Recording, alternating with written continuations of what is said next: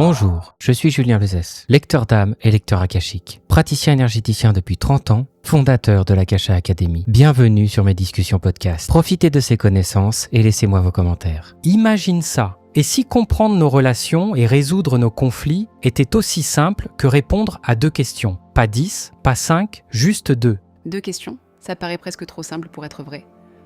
Mais je suis intriguée, dis-moi en plus. Aujourd'hui, on plonge dans ce concept des familles d'âme. C'est une idée qui propose qu'on appartient tous à une famille spécifique, basée sur nos besoins fondamentaux et nos comportements. Et en identifiant ces familles, on pourrait non seulement mieux se comprendre, mais aussi mieux comprendre les autres. C'est intéressant.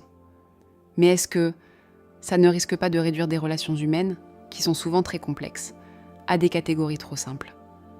C'est une bonne question, mais ce qui est agréable, c'est que cette méthode ne cherche pas à enfermer les gens dans des cases. Elle propose plutôt un cadre pour mieux comprendre les différences et les accepter. Par exemple, imagine un père très attaché au matériel et un enfant qui valorise avant tout la liberté. Ces deux-là pourraient être en conflit constant, mais en comprenant leur famille d'âme, ils pourraient éviter des tensions inutiles. Oui, je vois.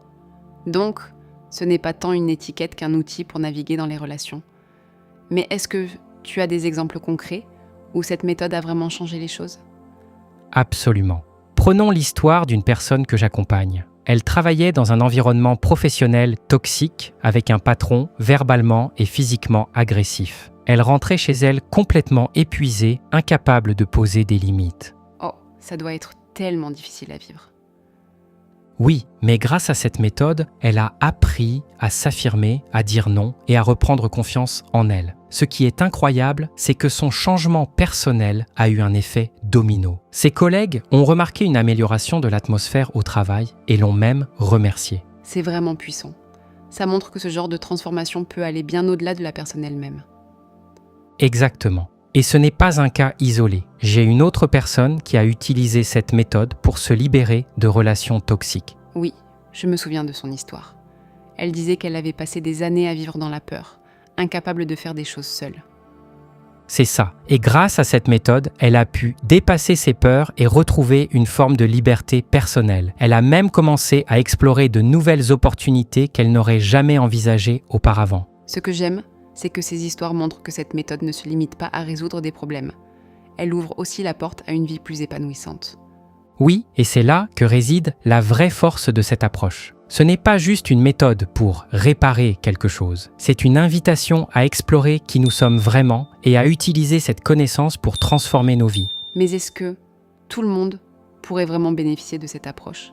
Eh bien, comme pour toute méthode, il y aura des personnes pour qui ça résonne immédiatement et d'autres qui seront plus sceptiques. Cela ne demande pas de croire en quelque chose de mystique et perché. Ce sont des observations concrètes que j'ai effectuées sur nos comportements, nos besoins et nos relations. Oui, et ce qui me plaît, c'est qu'elle ne se limite pas à nous aider à mieux comprendre notre passé ou nos relations actuelles.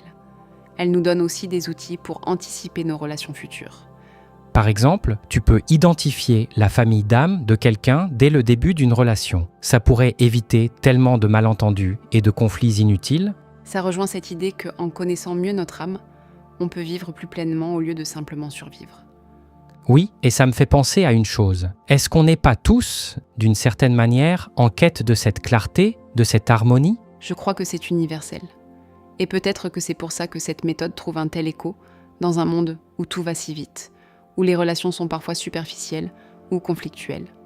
On a besoin de quelque chose qui nous recentre, qui nous reconnecte à l'essentiel. Et même si cette méthode ne convient pas à tout le monde, elle soulève des questions importantes.